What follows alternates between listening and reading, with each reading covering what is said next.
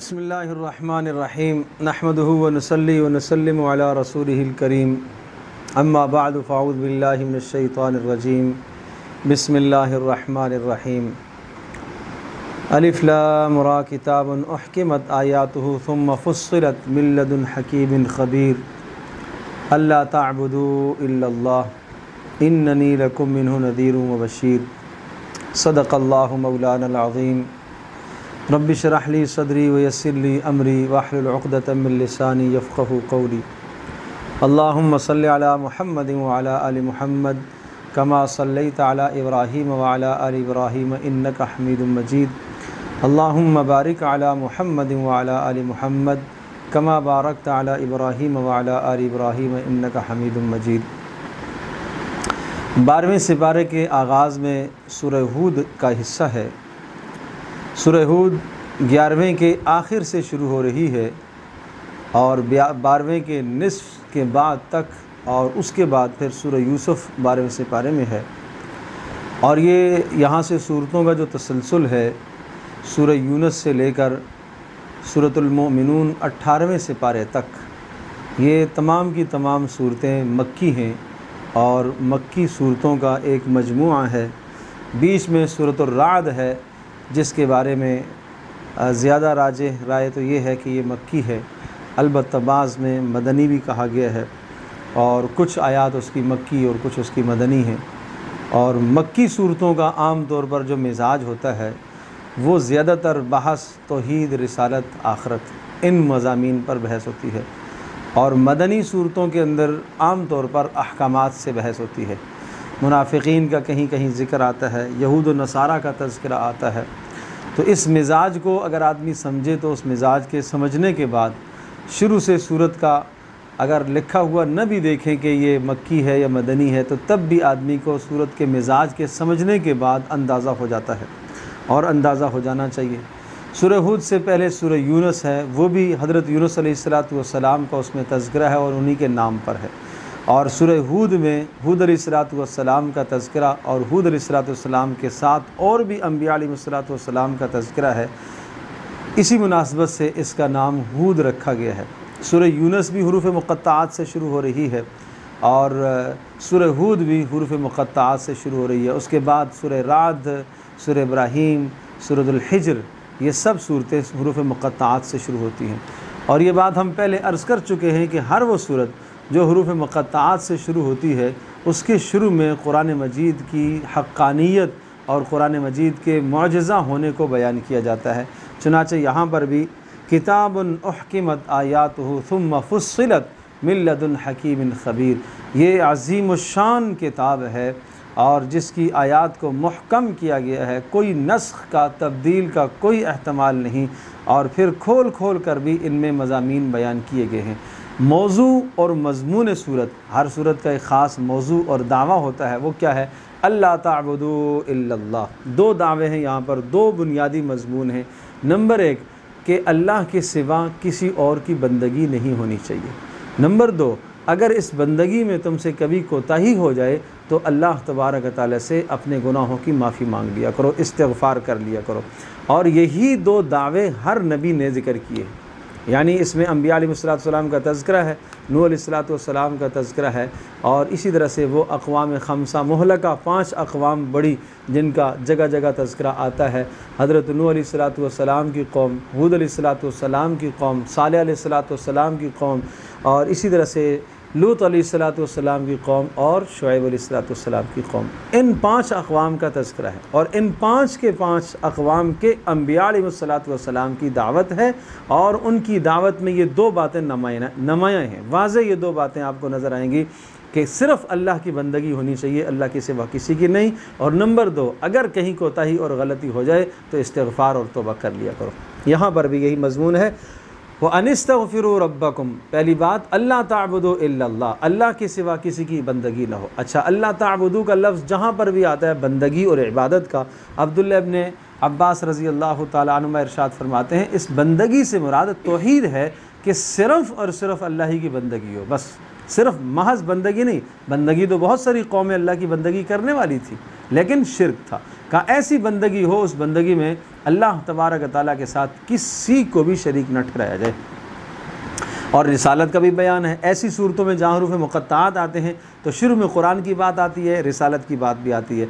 इन्ननी लकुम मिन्हु नज़ीरुन व बशीर, देखो मेरा फ़रीज़ा ये है कि मैं तुम्हारे पास अल्लाह की तरफ से नज़ीर, डराने वाला बनकर आया हूँ, व बशीर और खुशखबरियाँ सुनाने वाला आया हूँ। ये मेरा फ़र्ज़ मनसबी है। बाकी अज़ाब आना ना आना कब आएगा वो मेरे बस की बात नहीं है, वो अल्लाह ही के सुपुर्द है। और दूसरी बात ये वानिस्तग़फ़िरू रब्बकुम, कि अपने रब से अपने गुनाहों की माफ़ी तलब करते रहा करो, सुम्मा तूबू इलैहि, और फिर उसकी तरफ रुजू करा करो। रुजू करने का माना ये हुआ कि तौबा पर कायम रहा करो, इस्तिग़फ़ार करने पर कायम रहा करो। इसके नतीजे में युमत्तिअकुम मताअन हसनन, अल्लाह पाक तुम्हें एक अच्छी ज़िंदगी अता करेगा। वयुती कुल्ला ज़ी फ़ज़लिन फ़ज़ला, और अल्लाह पाक हर फ़ज़ल वाले को उसका हक़ अता फ़रमाएगा। और फ़इन तवल्लौ व इन तवल्लौ, अगर तुम एराज़ करोगे। ये दो टोक और साफ़ बातें, जब हुज्जत ताम हो जाती है तो फिर आखिरी बातें होती हैं, ये साफ़ बातें हैं। फ़इन तवल्लौ, फिर भी अगर तुम मुँह फेरोगे तो याद रखना, फ़इन्नी अख़ाफ़ु अलैकुम अज़ाब यौमिन कबीर, मुझे डर लगता है तुम्हारे ख़िलाफ़ उस बड़े दिन का अज़ाब कहीं क़यामत करना आ जाए। इलल्लाहि मरजिउकुम, अल्लाह ही की तरफ तुम सबको लौट कर जाना है, और वो हर शय पर कुदरत रखने वाला है। बाकी रही इस दुनिया के अंदर इबादत और बंदगी तुम करोगे तो ये इबादत और बंदगी करने की वजह से तुम्हारे दिल में ख़्याल आएगा कि हम बंदगी मशगूल होंगे तो रोज़ी का क्या होगा। वमा मिन दाब्बतिन फ़िल अर्द इल्ला अलल्लाहि रिज़्क़ुहा, अल्लाह तबारक व तआला ने ज़मीन में जितने भी चौपाए, जितने भी जानदार अल्लाह पाक ने पैदा फरमाए हैं, सब की रोज़ी की ज़िम्मेदारी अल्लाह पाक ने ख़ुद ले रखी है। हाँ, अल्लाह पाक ने आपके लिए असबाब बनाए। वो अल्लाह वो ज़ात है जो आसमान का मालिक है और अर्श का मालिक है, और इसी तरह से कायनात के वजूद के में आने से पहले भी अल्लाह तबारक व तआला की कुदरत, अल्लाह का इल्म, अल्लाह की सिफ़ात इसी तरह से थी। और कायनात जब ख़त्म हो जाएगी और मादूम हो जाएगी तो तब भी अल्लाह तबारक व तआला की कुदरत, अल्लाह की सिफ़ात, अल्लाह का इल्म, अल्लाह तबारक व तआला की तमाम सिफ़ात उसी तरह से बरक़रार है। इंसान के हवाले से एक शिकवा और गिला ज़िक्र किया कि अगर हम इसको रहमत देते हैं तो बड़ा खुश हो जाता है, और जैसे ही रहमत ज़रा सी बदल जाती है तकलीफ़ में तो ये इन्नहु लयऊसुन कफ़ूर, मायूस हो जाता है, नाशुक्रा बन जाता है। और वलन अज़क़नाहु नअमा बअद ज़र्रा मस्सतहु लयक़ूलन्न ज़हबत सय्यिआतु अन्नी इन्नहु लफ़रिहुन फ़ख़ूर, तकलीफ़ के बाद जब फिर अल्लाह पाक रहमत और राहत का सामान लेके आता है तो फिर ये इतराने लगता है, कुफ्र करने लगता है। ये वो आमाल हैं जो इसको शिरक की तरफ लेके जाने वाले हैं। और फिर एक कुरान का चैलेंज है, अम यक़ूलून अफ़्तरा, ये कहते हैं कि जनाब अपनी तरफ से गढ़ा है। ये पीछे भी आया है चैलेंज, पीछे एक सूरत का चैलेंज था सूरह यूनुस के अंदर। यहाँ क़ुल फ़ातू बिअश्रि सूवरिम मिस्लिही, 10 आयात मिसाल लेके आओ।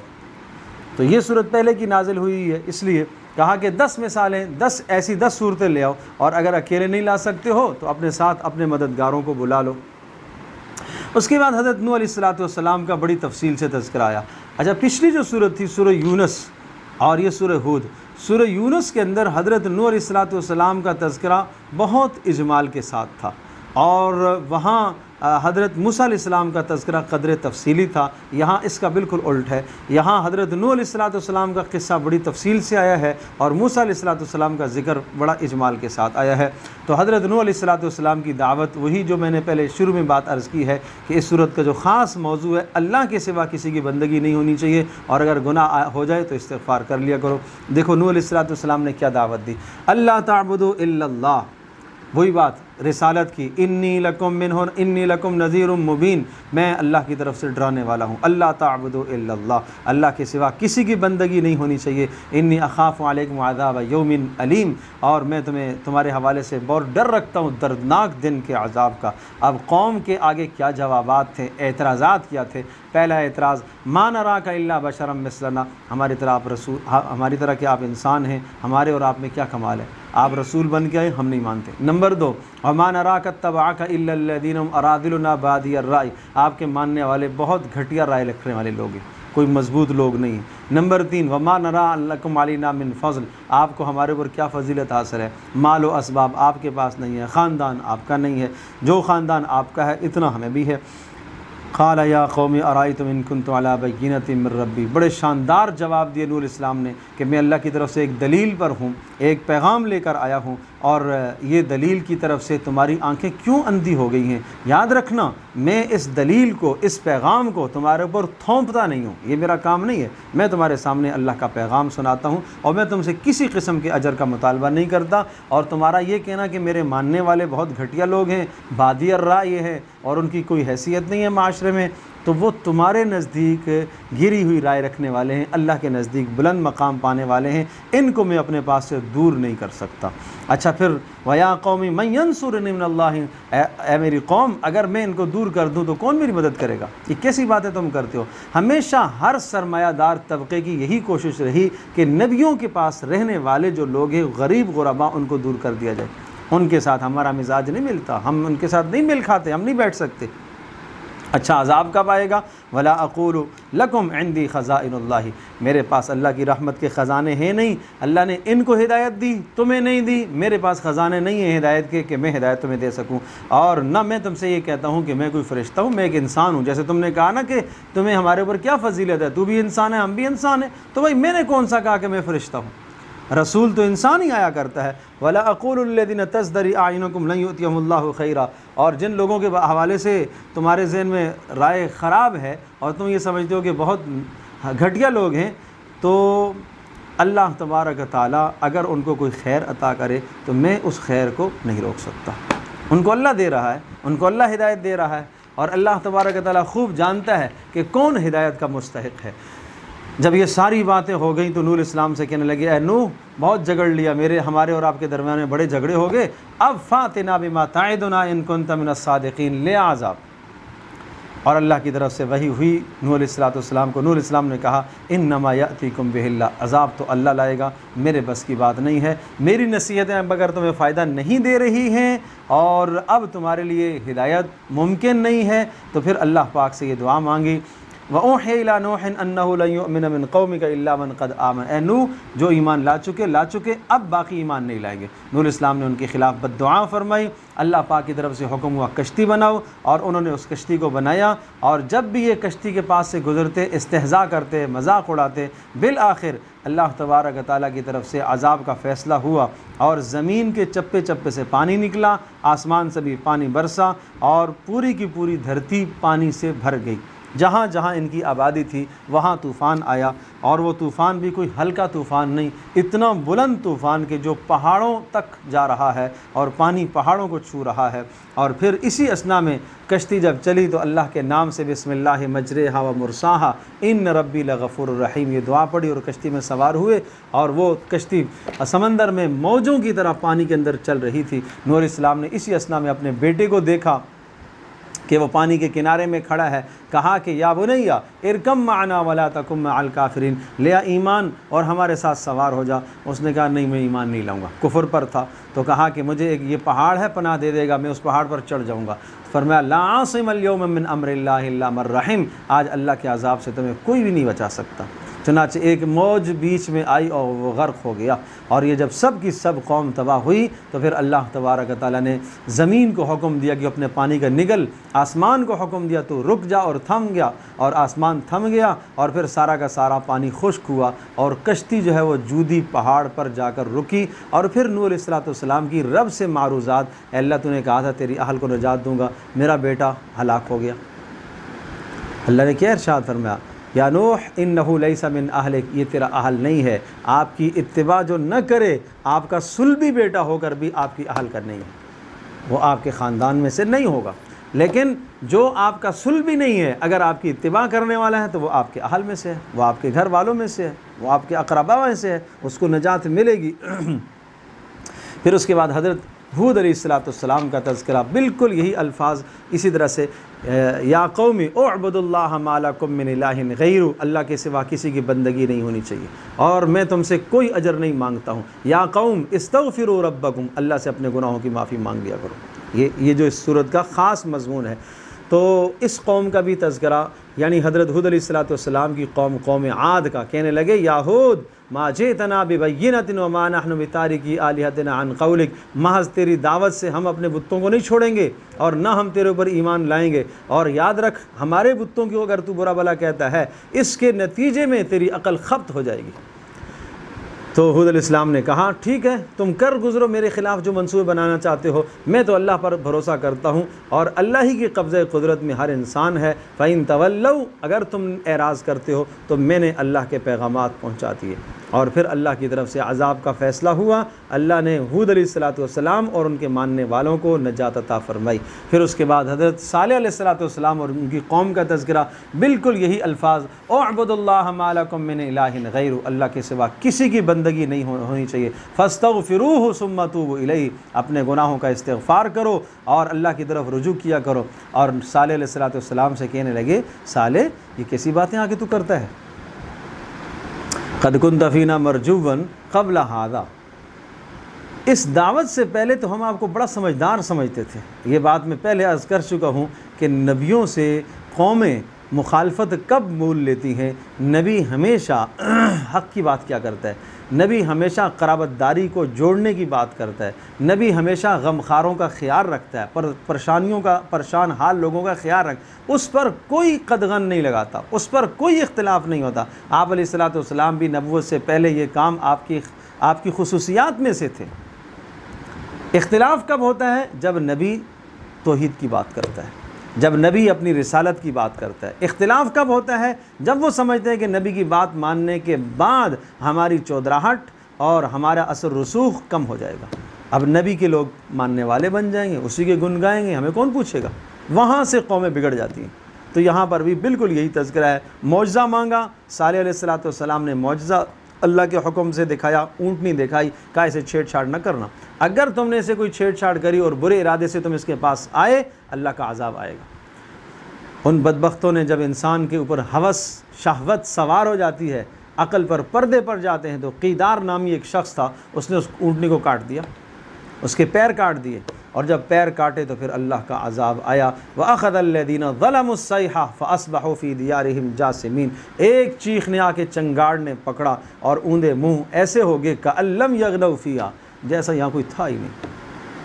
ऐसा खामोश, पूरा शहर खामोश हो गया जैसा कि यहाँ पर कोई था ही नहीं। फिर हज़रत इब्राहीम अलैहिस्सलाम का तज़किरा आता है। इब्राहीम अलैहिस्सलाम के पास फ़रिश्ते खुशखबरियाँ लेके आए थे इसहाक़ अलैहिस्सलाम की कि अल्लाह पाक आपको बेटा अता करेगा और बेटे के बाद अल्लाह पाक आपकी हयात में आपको पोता भी देगा। बीवी सारा ने कुछ ताज्जुब किया, ये कैसे इस बुढ़ापे में अल्लाह पाक औलाद करेगा, औलाद कैसे अता करेगा। क्या अल्लाह पाक की रहमत से आपको मायूस नहीं होना चाहिए, और अल्लाह की रहमत से कोई बात काबिल ताज्जुब नहीं है, ये ताज्जुब खेज़ अमर नहीं है, अल्लाह कादिर है। तो इब्राहीम अलैहिस्सलाम से जब फ़रिश्ते ये फ़ारिग़ होगी खुशखबरियाँ सुनाकर, तो कहा इब्राहीम अलैहिस्सलाम ने, अच्छा क्यों आए हो तुम, और क्या काम था। कहा हम लूत अलैहिस्सलाम की कौम की तरफ भेजेंगे। और फिर लूत अलैहिस्सलाम की कौम के पास पहुँचे, और लूत अलैहिस्सलाम ने जब उन्हें देखा, और ये कौम जैसे मैं पहले अर्ज़ कर चुका हूँ सूरह आराफ के अंदर कि फ़हाशी और बेहयाई के अंदर हद से तजावज़ किए हुए थी, तो लूत अलैहिस्सलाम के पास जब पहुँचे, लूत अलैहिस्सलाम ने इन मलाइका को देखा, इंसानी और ख़ूबसूरत मर्दों की शक्ल में थे, तो उन्हें यही खटका लगा जो कौम की एक गंदी आदत थी और गंदी रवश पर चल पड़े थे। तो लूत अलैहिस्सलाम बड़े गमज़दा हुए, परेशान हुए। फ़रिश्तों ने कहा आप गमगीन न हो, हम अल्लाह की तरफ भेजे हुए और ये आपका कुछ नहीं बिगाड़ सकेंगे, आप रात ही रात यहाँ से निकलिए और इन पर अज़ाब आने वाला है, और याद रखिएगा इस अज़ाब के अंदर आपकी बीवी भी मुब्तला रहेगी। पता चला पैगम्बर की नबुव्वत, नबी की नबुव्वत भी उन्हें न बचा सकी, इसलिए कि अपना अमल नहीं है पास। फिर हज़रत शुएब अलैहिस्सलाम की कौम मदियन का तज़किरा है कि जिनके अंदर नाप तोल में कमी और इसी तरह से ख़यानत करना और लोगों के माल में लूट खसूट करना और इसी तरह से चीज़ों को दिखाना और देना, और ये जो तिजारती मराहिल थे इसमें इंतहाई घनौनी हरकतें इन लोगों की थी। और लूत अलैहिस्सलाम की कौम जिनका तज़किरा आया, अर्ज़ किया कि बेहयाई और फहाशी में उरूज पर पहुँची हुई थी। और उसके बाद सालेह अलैहिस्सलाम की जो पहले कौम गुज़री वो सनअत और हिरफत में इंतहा को पहुँची हुई थी। और इसी तरह से हज़रत हूद अलैहिस्सलाम की कौम जो है ताकत में इंतहा को पहुँची हुई थी, वो अपनी ताकत का गलत इस्तेमाल करते थे। सालेह अलैहिस्सलाम की कौम सनअत और हिरफत और हुनर और इल्म इल्म के अंदर तकब्बर किए हुए थे उसको वो गलत इस्तेमाल करते थे। और इब्राहीम इससे पहले नूह अलैहिस्सलाम की कौम आई, नूह अलैहिस्सलाम की कौम का वतीरा शिरक था, बदतरीन शिरक था। तो इन 5 अक़वाम के जराइम भी अल्लाह पाक ज़िक्र करता है और इनके ऊपर आने वाले अज़ाबों को भी अल्लाह ज़िक्र करता है। तो इसी तरह से हज़रत शुएब अलैहिस्सलाम की कौम का शुएब अलैहिस्सलाम से मुकालमा, और शुएब को कहने लगे, शुएब अस्सलातु का तामुरु का नत्रू का मयाबदु आबाउना व नफ़ला फ़ी अम्वालिना मा नशा। शुएब, तेरी तिजारत और तेरा दीन और तेरा इस्लाम और तेरा मज़हब तुझे ये कहता है कि हम तिजारतों में अपनी मर्ज़ी न करें, ये नहीं हो सकता। इन्नकल अंतल हलीमुर रशीद। हर कौम ने नबी को ये कहा। इस दावत से पहले तो बड़े होनहार तुम समझे जाते थे, ये क्या हो गया? हालांकि नबूवत के बाद अक़ल में कमाल आता है, नबूवत के बाद नबी के इल्म में कमाल आता है, नबूवत के बाद नबी के कलाम में कमाल आता है, हर चीज़ में कमाल आ जाता है। लेकिन कौम क्या कहती है कि ये क्या हो गया, पहले तू अच्छा था। तो मेरे अजीज़ दोस्तों और बुज़ुर्गों, इसमें हमारे लिए बड़ा सबक है कि एक आदमी को अल्लाह पाक ने किसी कमाल तक अगर पहुँचाया है तो कोई शख्स उस कमाल का इनकार करे और जिसकी आँखों पर पर्दे पड़ जाएँ, जिसकी अक़ल पर पर्दे आ जाएँ, अगर वो आपके कमाल का और वाक़अतन आप किसी खूबी में हैं, वाक़अतन आप हक़ पर हैं, लेकिन वो इनकार कर रहा है, तो उसके इनकार करने की वजह से आपको हक़ से पीछे हटने की इजाज़त नहीं है। अब रसूल पाक सल्लल्लाहु अलैहि वसल्लम को भी ये किस्से इसीलिए सुनाए जा रहे हैं ना कि अगर सारी कौम मक्का की आपके ख़िलाफ़ हो जाती है तो आप ये ना कहें कि नहीं इससे माहौल बिगड़ेगा। नहीं, ज़रूरियात दीन पर कोई समझौता नहीं हुआ करता, चाहे आपके मानने वाला कोई एक भी ना हो। ऐसे भी तो अंबिया आए कि जिनका मानने वाला कोई एक भी नहीं था, लेकिन नबियों ने अपने पैगामात अल्लाह तक पहुँचाए, अल्लाह के पैगामात अक़वाम तक, कौमों तक पहुँचाए। और कोई ऐसे अंबिया भी आए कि जिनके मानने वाले सिर्फ़ एक, कोई ऐसे भी आए जिनके मानने वाले सिर्फ़ 2, और ऐसे भी है जिनका मानने वाला एक भी नहीं था। तो ये कुछ जमहूरियत नहीं है, दीन का निज़ाम है कि नहीं अगर अक्सर चलेंगे तो हम भी उनके पीछे चलेंगे। ये मामला नहीं है दीन का। हक़ बात नबी ने कहनी है, नबी के मानने वालों ने कहनी है, चाहे सारा जहान मुखालिफ हो जाए। आप हक़ पे अकेले चल लेंगे, आपको चलना पड़ेगा। अल्लाह का पैगाम है, उसको आप दुनिया में फैलाएँगे। अल्लाह अकबर। फिर आगे मूसा अलैहिस्सलाम का तज़किरा मैंने अर्ज़ किया था, बड़े इख्तिसार के साथ यहाँ मूसा अलैहिस्सलाम का ज़िक्र है। और फिर ये सूरह हूद उन सूरतों में से है। अच्छा, यही जो मज़ामीन है ना, ये 5 अक़वाम के तज़किरे और उनके ऊपर आने वाले अज़ाबों के तज़किरे और कौमों के जवाबात और फिर इस्तिक़ामत की बातें, इन बातों ने रसूल पाक सल्लल्लाहु अलैहि वसल्लम को बूढ़ा कर दिया था। आप फरमाया करते थे, शय्यबतनी हूद व अख़वात हुआ, सूरह हूद और इस जैसी और सूरतों ने मुझे बूढ़ा कर दिया। हूद में क्या मज़मून है? यही मज़मून तो है, कौमों पर कैसे अज़ाबात आए। तो डर था कि कहीं मेरी कौम पर कोई ऐसा अज़ाब ना आ जाए। और इसी तरह से फ़स्तक़िम कमा उमिरत, आपको जैसा हुक्म दिया गया है उस तरह से आप इस्तिक़ामत इख्तियार कीजिए बस। वला ततगऊ, मुसलमानों को हुक्म, सरकशी नहीं।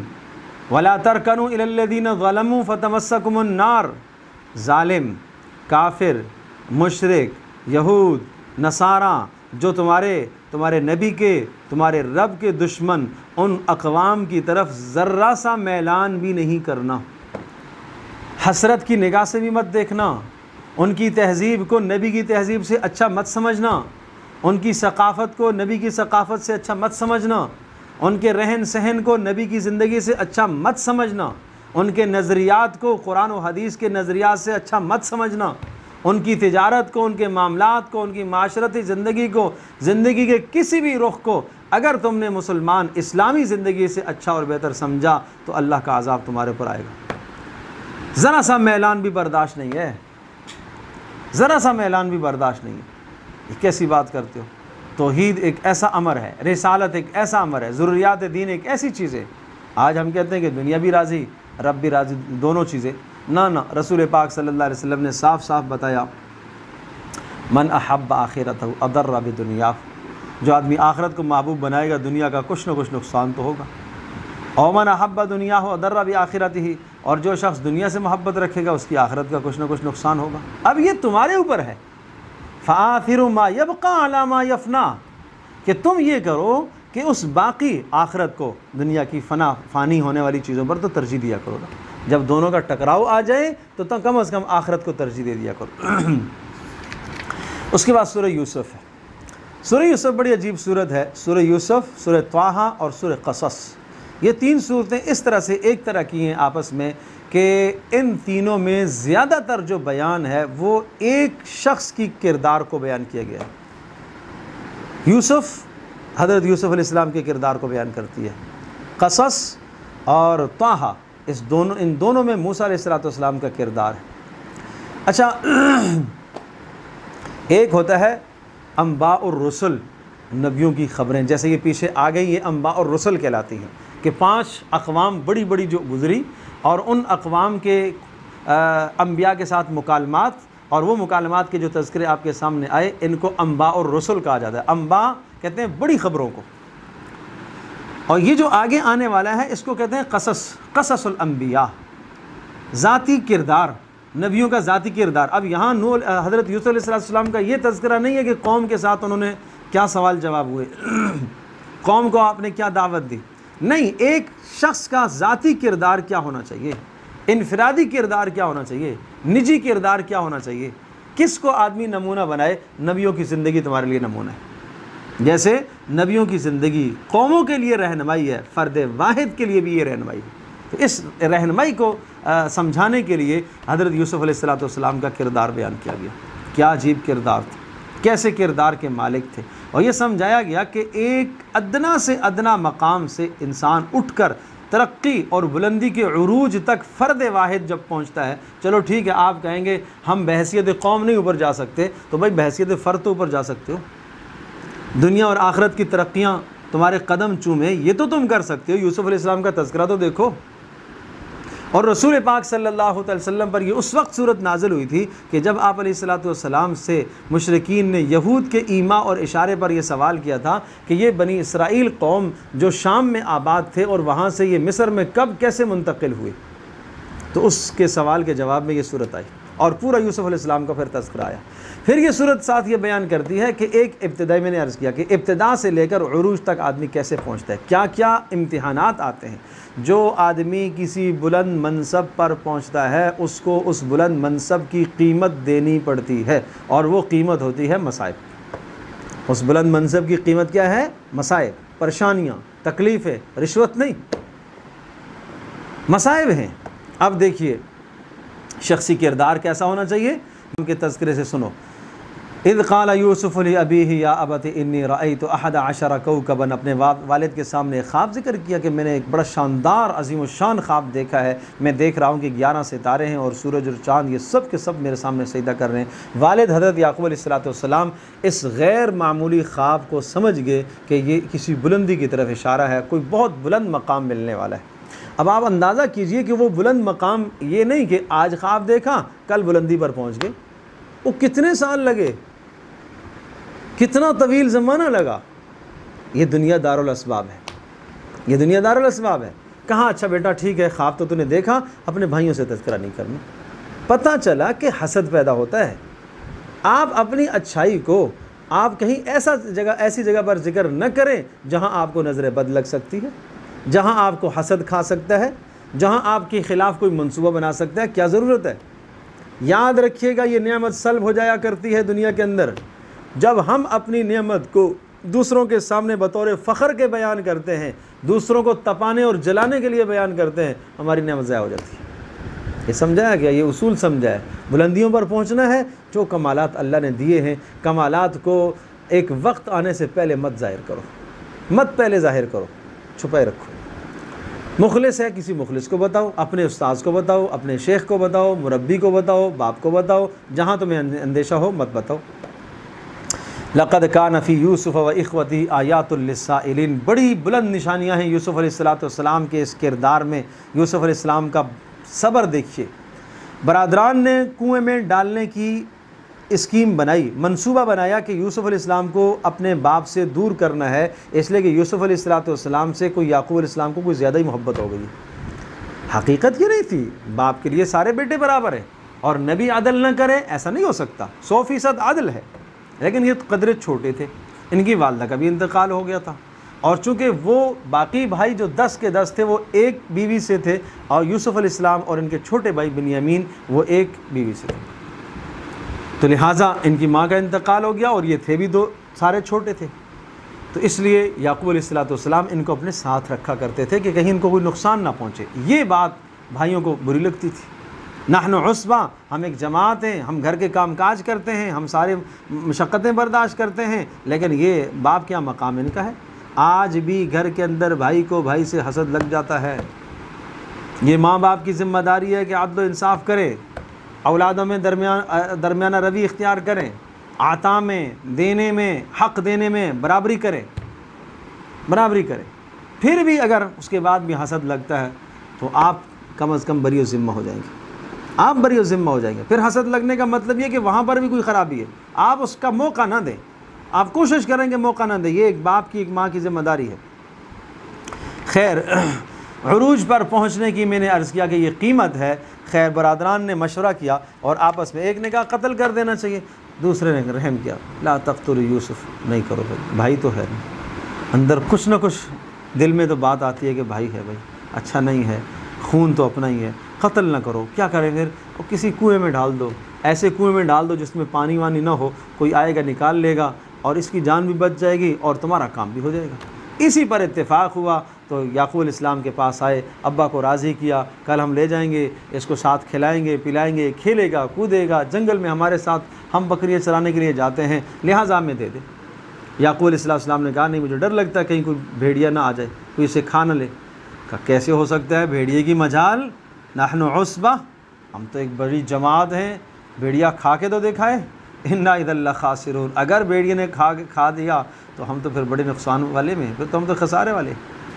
याकूब अलैहिस्सलाम ने एतबार किया। एक बाप को औलादों पर एतबार कर लेना चाहिए, नहीं बदगुमान होना चाहिए, इससे घर का निज़ाम ख़राब हो जाता है। एतबार किया, ले गए, चुनाचे उन्होंने जाके कुएं में डाल दिया और शाम को वालिद हज़रत याकूब अलैहिस्सलाम के पास आज़ार लेके आए।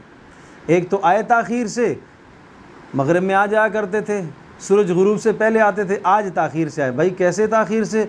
जी यूसुफ़ को हम ले गए थे, सामान के पास बैठा हुआ था, ये देखो चोर डाकू, और जिसके अंदर चोर छुपा होता है ना, वो बात को बड़ा लंबा खींच के करता है। तो मसला ये था कि हम लेके गए थे और वहाँ हमने छोड़ा सामान के पास, और हमने ख्याल किया कि ये हमारे साथ दौड़ में आगे पीछे दौड़ नहीं सकेगा, कहीं गिर ना जाए, हम बड़े मुखलिस थे, खैरखा थे, इसका एक भेड़िया खा गया और आप हमारी बात नहीं मानेंगे, वमान तबिमुमिन लना वलो कुन्ना सादिकीन, बात तो नहीं मानेंगे लेकिन दलील है हमारे पास। क्या दलील है भाई? ये कमीज़ ले आए हैं, देखें कमीज़ पर खून भी लगा हुआ है, भेड़िया। याकूब अलैहिस्सलाम ने कमीज़ देखी, खोला, देखा अजीब भेड़िया है, ये कमीज़ उसने पहले से निकाली और फिर यूसुफ़ को खाया, कमीज़ फटी नहीं, कमीज़ पर निशान नहीं लगा, दांत का निशान नहीं आया, ये कैसा भेड़िया भाई? बड़ा समझदार भेड़िया था। फ़सब्रुन जमील। अब देखो याकूब अलैहिस्सलाम का किरदार, ये बुलंद लोगों का किरदार होता है। ये सारी बातें सुनने के बाद क्या कहा? बल सव्वलत लकुम अनफुसुकुम फसब्रुन जमील वल्लाहुल। दो बातें कही। पहली बात तो ये है कि भाई ये तुम्हारा मंसूबा अपना गढ़ा हुआ है, ये नबी का तदब्बर है, नबी की समझदारी है, ये नबी की फ़हम और फरासत है कि जो उनके जुमलों से वो समझ गए कि ये मंसूबा घड़ के लाए, हकीकत ये नहीं है। दूसरा, अब क्या करूँ? फसब्रुन जमील, सब्र करूँगा, और वल्लाहुल मुस्तआन अला मा तसिफून, और जो तुम करके लाए हो उस पर मैं अल्लाह की मदद चाहता हूँ। नहीं कोई अल्लाह से गिला किया, नहीं कोई मखलूक से गिला किया कि तुमने क्यों ऐसा किया। सुबहान अल्लाह। खैर, किस्सा अलकिस्सा मुख्तसर, काफ़िले वाले आए, उन्होंने यूसुफ़ अलैहिस्सलाम को, ये अगले दिन का किस्सा है, अगले दिन काफ़िले वाले आए, उन्होंने वहाँ से निकाला और ले जाके मिस्र में फ़रोख्त कर दिया और जल्दी जल्दी से बेच दिया कि कहीं ऐसा ना हो लेने के देने पड़ जाएँ, कोई आ जाए। और अज़ीज़ मिस्र, जो मिस्र का गवर्नर था, उसने ख़रीदा और जाकर अपनी बीवी से कहा कि इसे अपने पास रखो और हम इसको बच्चा भी बना सकते हैं और हमारी औलाद नहीं है, यही है कि ये हमें फ़ायदा देगा। अल्लाह ने कहा कज़ालिका मक्कन्ना लियूसुफ़, इस तरह से हमने यूसुफ़ की रिहाइश के इंतज़ाम किया, इसलिए कि आगे यूसुफ़ ने सल्तनत पर जाना है, बुलंद मकाम पर जाना है, अज़ीज़ मिस्र के घर में रहेगा और सियासी इंतज़ाम सीखेगा। अल्लाह पाक कादिर मुतलक है, चाहता तो पहले दिन से, जैसे अल्लाह पाक वही देता है, नबी को वही नाज़िल करता है, ये सारे इंतज़ाम सिखा सकता था, लेकिन ये दुनिया तदरीजन तदरीजन आहिस्ता आहिस्ता इंसान कमाल तक, तरक्की तक पहुँचता है। और जवानी को जब पहुँचे तो ये पहला इम्तिहान था, भाइयों के साथ जो मामला हुआ, और उसके ऊपर सब्र किया, कोई गिला अल्लाह से नहीं हुआ। दूसरा इम्तिहान हुआ कि जब जवानी को पहुँचे तो अजीज़ मिस्र के घर के अंदर अजीज़ मिस्र की बीवी ने बदतरीन हमला किया, इज़्ज़त पर हमला किया। अब ये बहुत बड़ा सबक है, एक शख्सी किरदार कैसा होना चाहिए, एक पाक दामन जवान कैसा होना चाहिए, एक पाक दामन इंसान कैसा होना चाहिए। अगर वो बुलंदी पर जाना चाहता है तो पाक दामनी इख्तियार करेगा, अगर अपनी पाक दामनी को दागदार करेगा तो उरूज पर नहीं पहुंच सकता, अल्लाह की मदद नहीं आएगी फिर। तो सोचो तो सही, कुरान कहते हैं वरावदत हुल्लती हुआ फी बैतिहा अन नफ्सिही, जिसके घर में यूसुफ थे। कुरान बराह रास्त यूँ कह सकता था कि इमरातुल अज़ीज़ ने, औरत अज़ीज़ के मिस्र की बीवी ने बहकाया, ना ना ना, उस औरत ने बहकाया जिसके घर में यूसुफ अलैहिस्सलाम थे। ये घर का लफ्ज़ क्यों कहा? घर वाले, जिसके घर में आदमी रहता है, जिसके घर में खाता पीता है, उसकी हर बात माननी पड़ती है। तो ये बात यूसुफ ने नहीं मानी, क्यों? अल्लाह के हुक्म के ख़िलाफ़ थी, इसलिए ये समझाया जा रहा है। और अजीब बात, कुरान कहता है वलक़द हम्मत बिह व हम्मा बिहा लौला अर्रआ बुरहान रब्बी, उस औरत ने यूसुफ अलैहिस्सलाम के साथ गुनाह का कस्त 100% इरादा किया और यूसुफ अलैहिस्सलाम ने 100% उस गुनाह को दूर करने का इरादा किया। और कुरान कहता है अजीब अल्फाज, कज़ालिका लिनस्रिफ़ अन्हु सुअ वल फ़हशा, इस तरह से हमने यूसुफ से बेहयाई को दूर किया, वरना यूसुफ तो बेहयाई से पहले से भी दूर थे। ये नहीं कहा कि यूसुफ को हमने बेहयाई से पीछे हटाया, ना, बेहयाई यूसुफ के करीब जा रही थी, हमने बेहयाई को पीछे खींच दी। ये आला दर्जा है कमाल का, इसको कहते हैं असमत, इसको कहते हैं पाकदामनी। ऐसे जवान हुआ करते थे। तरक्की पर पहुंचने के लिए ऐसा होना चाहिए। फिर अल्लाह अकबर, अलक़िस्सा मुख्तसर। फिर अज़ीज़ मिस्र जब घर में आया तो अब बात वही है, चोर वही थी, बीवी। उसने एकदम से ये जुमला बोला, क्या कहने लगी कि मा जज़ाउ मन अरादा बिअहलिका सुअन, जो तेरे घर के साथ बुराई का इरादा करे तेरी बीवी के साथ, उसकी सज़ा सवाए जेल के क्या हो सकती है, या दर्दनाक उसे अजाब दिया जाए। यूसुफ अलैहिस्सलाम क्या कहते हैं? बस इतना सा सादा सा जुमला का, ही अरावदतनी अन नफ्सी, इसने मुझे भुसलाया है, ये मुझे बहकाना चाहती है। वह शहीद शाहिदुम मिन अहलिहा, और एक अज़ीज़ मिस्र के साथ एक आया था, उसने कहा भाई साफ़ सी बात है, कमीज़ देखो कुर्ता कहाँ से फटा है, यूसुफ का कुर्ता चेक करो कहाँ से फटा हुआ है। इन कान कमीसु कुद्द मिन क़ुबुलिन फ़सदक़त व हुवा मिनल काज़िबीन, अगर सामने से पैराहन फटा हुआ है यूसुफ का तो ये औरत सच कह रही है, मतलब है कि गुनाह के इरादे से करीब आई है, और यूसुफ इसके करीब आया है और उसने उसके कुर्ते को खींचा और वो फट गया। और वह इन कान कमीसु कुद्द मिन दुबर, और अगर पीछे से पैराहन फटा हुआ है, कुर्ता फटा हुआ है पीछे से, तो समझ लो ये भाग रहा हुआ होगा, गुनाह से बच रहा होगा और पीछे से इसने खींचा होगा इसको। फलम्मा रआ कमीस कुद्द मिन दुबर, जब कमीज़ देखी गई तो पीछे से फटी हुई है, क़ाला इन्नहु मिन कैदिकुन, अज़ीज़ मिस्र ने अपनी बीवी से कहा ये तेरा फ्रॉड है, ये तेरा फ्रॉड है। इन्ना कैदकुन्ना अज़ीम, और औरतों का मकर बहुत बड़ा होता है। इन्ना कैद शैतान काना ज़ईफ़ा, शैतान का मकर बड़ा कमज़ोर, औरत का मकर बड़ा, बहुत बड़ा, बहुत बड़ा, और शैतान को भी पीछे छोड़ दे। अल्लाह पाक हिफाजत फरमाए। तो इसलिए हदीस पाक में आया गया अन्निसाउ हबाइलुश शैतान, शैतान शिकारी जो होता है उसको जाल चाहिए होता है शिकार करने के लिए। तो जवानों को जब शैतान बहकाता है तो कहाँ से बहकाएगा? जाल क्या है? औरत उसका जाल है। और क्या है? मौसीकी उसका मंत्र है। जो मौसीकी सुनने का आदी हो वो समझे कि मैंने शैतान का मंत्र कबूल कर लिया, और जिसके नाजायज़ ताल्लुकात हों तो वो ये समझे कि शैतान का दाव चल गया, उसने जाल लगाया और उस जाल में मैं फंस चुका हूँ, अब गया इसका ईमान। ये शख्सी किरदार है, ये शख्सी किरदार है। ये समझाया जा रहा है प्यारे पैगम्बर सल्लल्लाहु अलैहि वसल्लम की तालीमात, ख़बरदार कोई मर्द कोई औरत के साथ तन्हाई में जमा न हो, अगर दो जमा होंगे तो तीसरा शैतान होगा, तीसरा शैतान होगा। खैर, जब उस खातून ने देखा कि मेरी बदनामी पूरे शहर में डंडोरा मच गया कि इमरातुल अज़ीज़, अज़ीज़ मिस्र की बीवी, एक बड़े घराने की औरत, एक मलकानी, उसने क्या किया? उसने अपने ग़ुलाम पर ज़र ख़रीद पर फ़रेफ्ता हो गई है। ऐसी बदनामी मचना शुरू हो गई, हर तरफ से आवाज़ें, औरतों में आवाज़ें फैल गई। सब वज़रा की औरतें ये बातें कहने लगी और उसको ताने देने लगी। तो यूसुफ़ अलैहिस्सलाम को एक जगह अंदर छुपाया और फिर एक दावत एक कमरे में मुनाक़िद की और हर एक के हाथ में फल भी दिए और छुरियाँ भी दी और सबको बुलाया। कुछ 40 के लगभग या इससे ज़ायद औरतें सारी जमा हो गई और यूसुफ़ को कहा ज़रा सामने आ जाओ। यूसुफ़ अलैहिस्सलाम सामने आए। फलम्मा रअयनहु अकबरनहु व क़त्तअना अयदियहुन्ना, जब सामने आए तो उन्होंने हाथ काट दिए, बजाय ये कि वो हाथ, वो छुरियाँ उनकी फलों पर चलती, वो हाथों पर चल गई। ऐसी मदहोश हो गई, मदहोश हो जाना, हो हवास बाख्ता हो जाना। ऐसा हुस्न अल्लाह ने अता फ़रमाया कि पूरी कायनात, जब हुस्न तकसीम हुआ तो पूरी कायनात को आधा हुस्न और आधा हुस्न यूसुफ़ अलैहिस्सलाम को मिला। क्या हुस्न अल्लाह ने दिया था, क्या खूबसूरती अल्लाह ने दी थी। इस सब के बावजूद देखो, हुस्न के साथ भी आदमी कमाल तक पहुँच सकता है। कैसे कमाल को पहुँचे? इन हाज़ा इल्ला मलकुन करीम, कहने लगी ये तो कोई फ़रिश्ता लगता है। सब ने बैक ज़बान होकर कहा ये फ़रिश्ता है। अब पहले एक अकेली अजीज़ मिस्र की बीवी बहका रही थी, अब सब मिलकर बहकाने लगी। यूसुफ़ मान ले इसकी बात, यूसुफ़ मान ले। हर कोई अपनी तरफ दावत दे रही है, अपनी तरफ दावत दे रही है। अल्लाह अकबर। दो मुश्किलें आ गई, या जेल या गुनाह है, या जेल या गुनाह है। जेल में फांसी भी हो सकती है, जेल में उम्र भर कैद भी हो सकती है, जेल में पिटाई भी हो सकती है। जेल तो जेल है, या गुनाह है या जेल है। क्या इख्तियार करोगे? जेल इख्तियार करूँगा। ये एक पाक दामन इंसान का किरदार होता है। इसको कहते हैं अहवनुल बलियतैन। जब दो मुसीबतों में इंसान गिरफ़्तार हो जाए तो उनमें से हल्की वाली मुसीबत को इख्तियार कर ले।